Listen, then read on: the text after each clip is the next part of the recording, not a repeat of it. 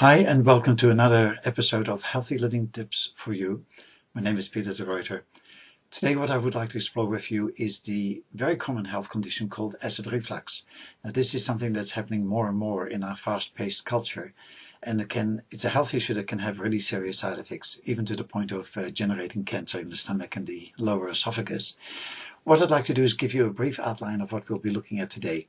So first of all, let's look at some of the terminologies that are used, the symptoms that are created by this condition, the triggering factors, aggravating factors, and then I'd also want to look at the 5 top remedies that I can really recommend that have shown great effect in the majority of people using these. These are all natural remedies. And then I also want you to understand that although we'll be racing through this in this video clip, I've got a very detailed PDF article, which is for nothing, for free. It's at the end of this video clip is where the link is, and it's actually situated on my website. So all the details are there. All you need to do is click on that and download it, and you have that at your fingertips from there on in. So, as I mentioned, this is a very common health issue, and it does affect millions of people all around the world. The problem is that it's not just uncomfortable and therefore a niggly factor in the background of your life. This can really generate a lot of health issues as well. But before we go into those sort of details, let's quickly have a look at the various terminologies that are utilized. And these can be quite confusing, actually. But some of the major terms that are used are acid reflux or just simply reflux, and this is the term that I'll use most of all here. The other 2 terms that you'll hear bandied around a lot are GERD, G-E-R-D, which stands for gastroesophageal reflux disease.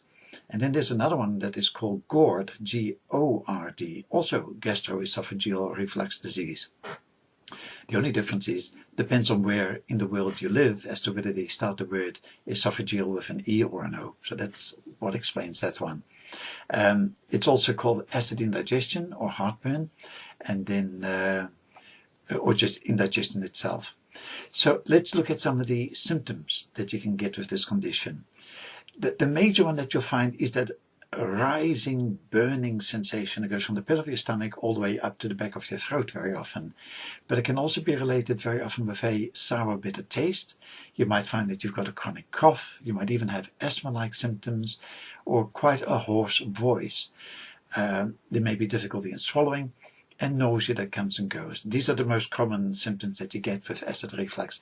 But please understand that such symptoms can also be related to a whole swathe of other health issues. So don't always assume that if you're getting those, that it's automatically reflux. Now, what is the major cause of acid reflux? And this is where we have a bit of a twist to the situation.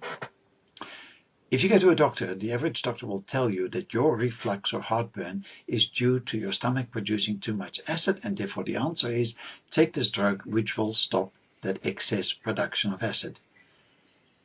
This is not quite how it is. In the greatest majority of people, reflux is generated not by too much acid, but actually by too little. What are you saying? Why is this? So let's try and figure this out. At the top end of your stomach, you've got a little sphincter or trapdoor. It's like a little valve, and that's called the lower esophageal sphincter, LES. The other term that's often used for it is cardiac sphincter. Now, that little valve or trapdoor is there to make sure that the acidic contents of your stomach don't leak out from your stomach and go up into the esophagus, which is what happens with reflux or heartburn. Now here comes the twist. That little trapdoor depends on a good optimal level of acid production in your stomach to stay closed. So as your stomach starts to fail in its acid production, so too does the stimulus to that valve to keep it closed start to fail as well. And so that little valve becomes a bit leaky, and then that's why those acidic contents of your stomach, because they are still acidic to some degree, now can rise up into the esophagus, causing that really classic burning sensation that you can get. So the problem is that, yes, it is not actually too much, but too little. But the ramifications of this are quite drastic when you look at it from a medical point of view, because as I said, the average doctor is going to give you a drug that will cut out your stomach production of hydrochloric acid. Now, nature didn't make your body produce acid for nothing. It's there for quite a lot of reasons. Of course, for proper digestion. The other thing that it's very good for is to make sure that any bugs in the food are killed off. And of course, it also makes an effect at what the pH is going to be lower down in your intestine. So if you don't have enough acid in the stomach, the pH lower in your intestine is going to be more alkaline. But that has ramifications. And one of the ramifications is actually that you're going to find there can be quite a lot of bad bugs starting to grow in that intestinal area lower down.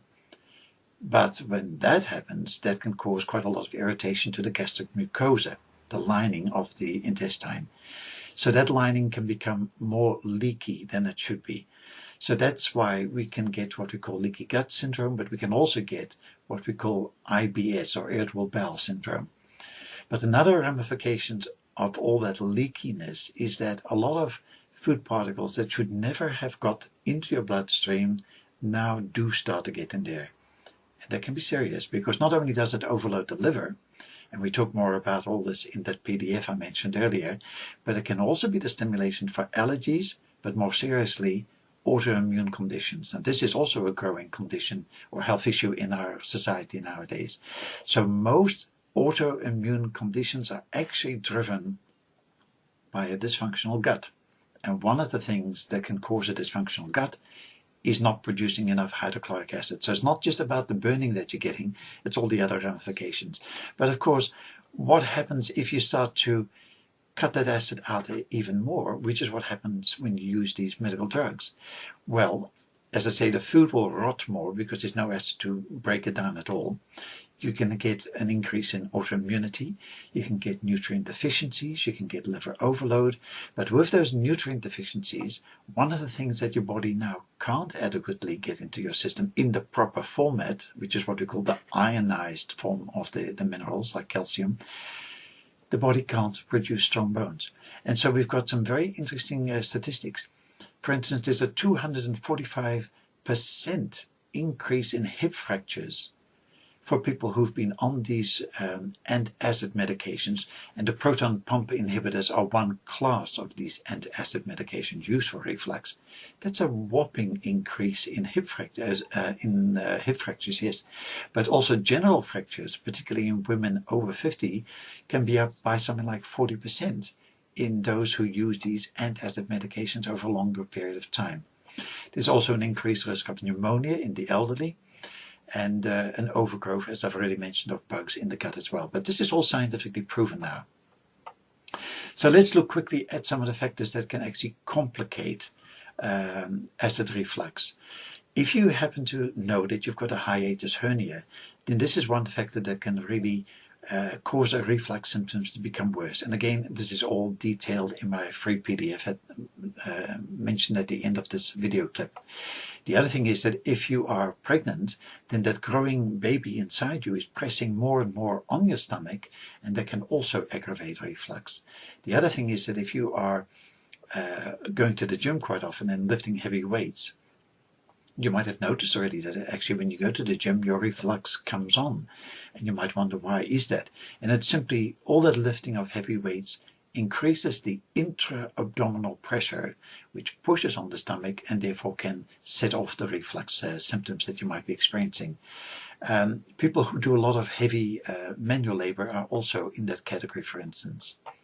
Let's now quickly look at some of the aggravating factors that can really trigger acid reflux, and there's a huge number of them, but that immediately gives us a handle on how to manage it as well by just simply modifying or cutting out some of these factors. Coffee, tea, alcohol, cigarettes, sugary foods particularly are very bad, and sugary drinks, chocolates, soda drinks. Now, ironically, a lot of these soda drinks can, in the short term, actually settle down an episode of reflux that you might be experiencing. But if you take these soda pop or soda drinks on a long-term basis, they can actually drive and trigger off the reflux and make it a lot worse. Fast foods, a lot of the sauces that go with fast foods, they contain a whole lot of chemicals. It's more a chemical soup than a food actually, or a sauce. And these can trigger reflux as well. Then of course condiments, so you can have pickles and mustard and ketchup and pepper and things like that. Spicy foods for a lot of people can trigger it off too, and food allergies. You might simply be allergic to a food and that this is actually triggering your reflux. Now, of course, if you can figure out what food you are allergic to, and I help you do that through that PDF that I mentioned earlier, then you've immediately got a handle on sorting out this complicating health issue. Now let's look quickly at my 5 top remedies for reflux. The top one, the one that I've really used over 32 plus years of being in practice as a herbal practitioner, is slippery elm powder, chia seed powder, and flax seed powder. These are all very easy to get from any health food store, but they need to be in the powdered form. And in my PDF, I go over exactly how you put all these together, and with a pinch of ginger powder to really give it a bit more therapeutic oomph. And that can be absolutely amazing for the majority of people. You see, with all these simple remedies, the whole idea is, why go onto the medical drugs as the first stage of your treatment for reflux? Particularly with all the long-term side effects that you can get from these, when there may be a simple remedy that you can find that is natural, has no side effects, often has decades and decades of therapeutic value in the community, and is cheap and simple and safe to use. So why not use that first? You can always go to the drugs later on if you need to. This is of course different if you have a very severe case of acid reflux where you've got ulceration. Then you may indeed have to use some of these drugs for a short term. It might be a month or so, but then go on to the natural products once the symptoms have really settled down. The second of my top 5 favorite remedies is apple cider vinegar and honey. The next one is the use of bitter herbs. Now, bitter herbs are fascinating because they stimulate the production of hydrochloric acid in your stomach. Remember, we said it's the lack of hydrochloric acid that drives the less and less stimulation of that LES, the lower esophageal sphincter, which causes the leakage of the acidic contents in the stomach, causing the reflux. So if you can stimulate your stomach to better production of hydrochloric acid through some very simple herbs, which I again detail in my free PDF, then why not use that format? There's a German remedy called Iberogast, I-B-E-R-O-G-A-S-T.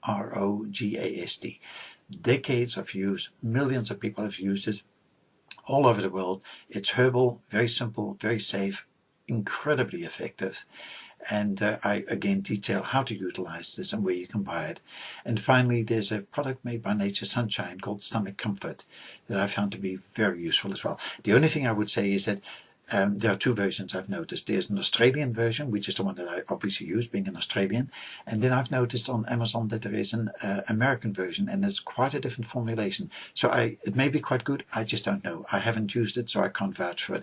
I can vouch for the Australian version. Again, details in my free PDF linked at the end of this video. Now, some of the other ideas very quickly that you can do. Simply chewing your food more. Amazing what that can do.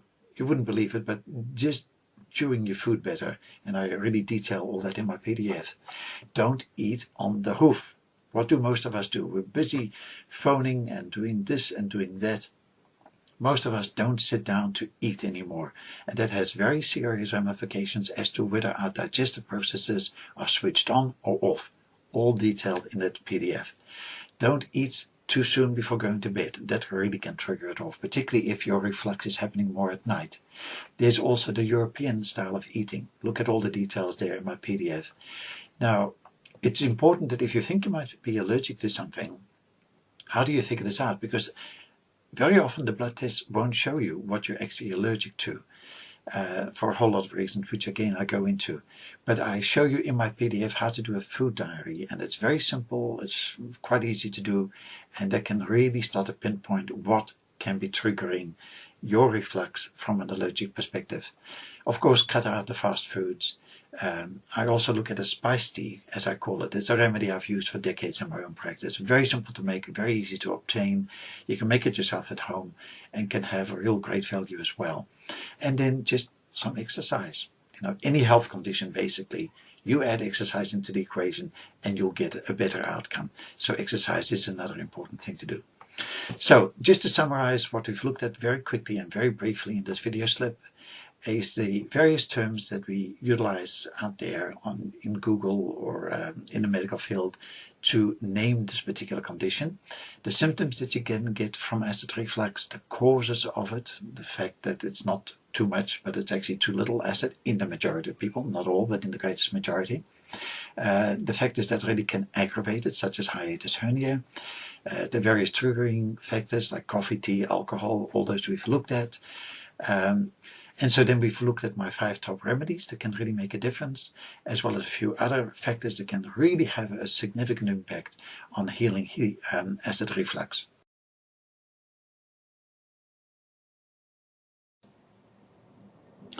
So if you'd like to get some more detailed information about all the things that we have discussed in this video, please do look for my 3 PDF article, which is listed in a few frames further on, and you'll also find a listing for that at the bottom of the videos.